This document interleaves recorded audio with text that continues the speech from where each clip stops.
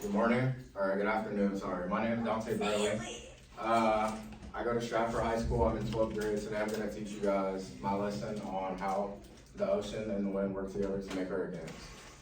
So in front of you is a vocab sheet, so if at any point you don't understand what I'm talking about, I give you a list of words. So there's simple definitions, just reference that list. And if the word's not on there, then raise your hand at any point and I'll answer your question. But make sure to keep all of your questions on topic or I won't answer. Okay, energy from the sun. The sun warms up the ocean and the air around the ocean.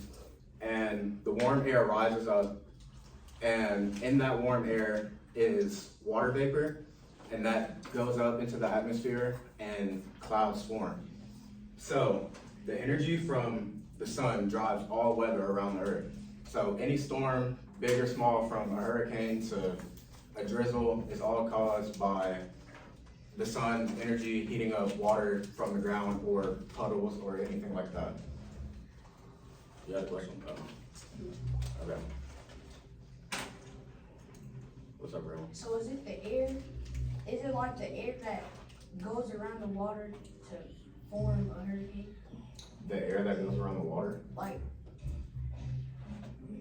the air and rain combined and then the ocean water, all that combined makes a hurricane, right? Yeah. So the sun, let me go back.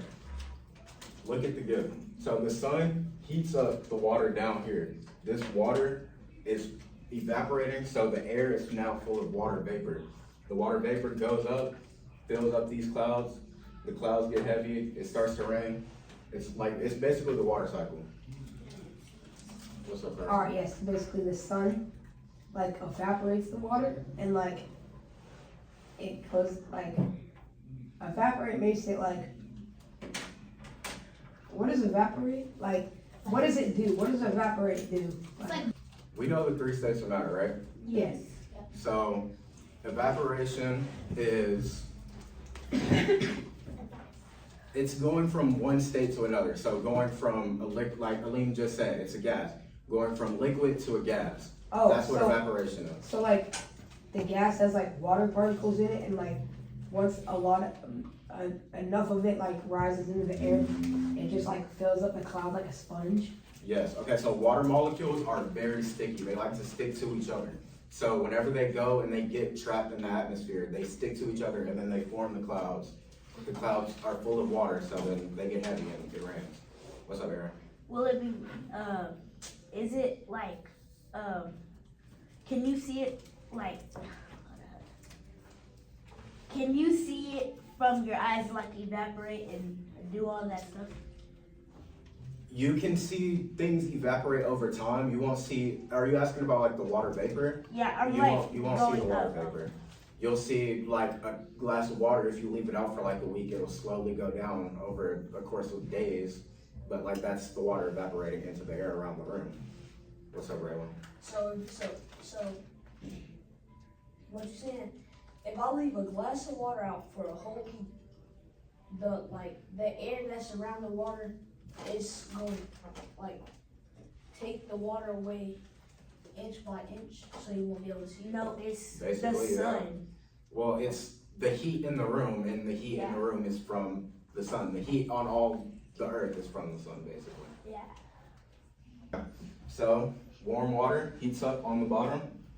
It travels up, goes down, cools down a little bit, but what happens again? It travels over more warm water, and it's a cycle. Oh, that makes sense. So that keeps happening until basically it gets over land and there's no more warm water for it to keep getting energy from. So once it goes over land, it loses energy. Well, not completely, but over time. Okay, so where does all this warm water come from? Why are there specific spots around the world that have warm water? Ocean gyres. So big loops around the world are called gyres. They move warm water like highways around the world. This movement is what makes hurricanes form in specific regions around the world. There are 5 main gyres in the world. I'm going to show them to you. So, North Pacific, which is right about California, to Japan. Then South Pacific, so we have all of South America to about Australia. The Indian, which is just basically the Indian Ocean. North Atlantic, which is from the east coast to about this peak of Africa, and then the South Atlantic Gyre. And they move like this, kind of like in a counterclockwise or clockwise motion. So why does Texas get so many hurricanes? So the answer's on the picture, but can somebody tell me what this is? Alexis? It's the Gulf of Mexico. Okay, the Gulf of Mexico is basically just a huge bathtub of water that hurricanes use to just feed, and then they travel up into Texas and just out everywhere. So the Gulf of Mexico is really, really warm water. Have any of you guys been to Galveston or? They got some warm water. Yeah. So that's why, so most likely our warm water from the Gulf of Mexico is coming from the North Atlantic Gyre and it's traveling in. So we're getting it right there. All right, famous Texas hurricanes.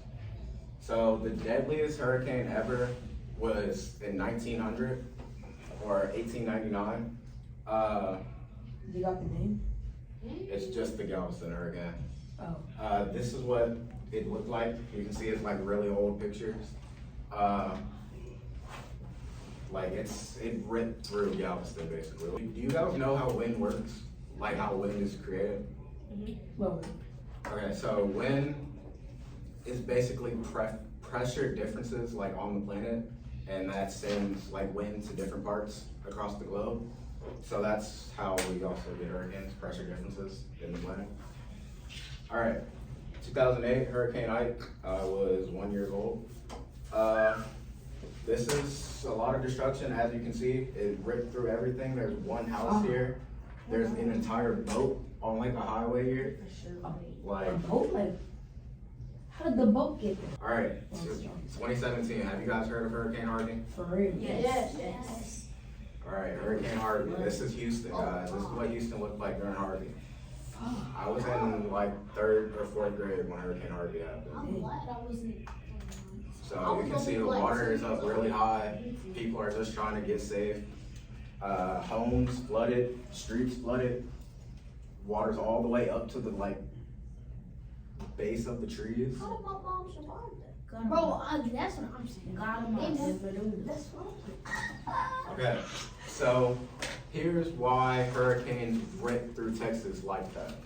So Texas is all flat, basically. Yeah. And because Texas is flat, the water can rush up against the flat coast of Texas, and these giant puddles give the hurricane a little bit more energy, and they're able to rip through it. And since there's no hills really for them to go over in Houston, like right near the Gulf, basically, they're just going through. So there's nothing really stopping them besides buildings, and they can just go through buildings. We should just insert walls like China, like the Great Wall of China. Just like put it around Texas so the hurricanes have something to fight The against. Great Wall of Hurricanes. All right, how it all connects. The sun heats up the water evaporates, the evaporation, Tropical colonies.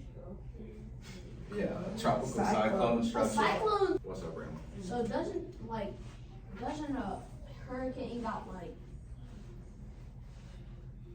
5 different levels?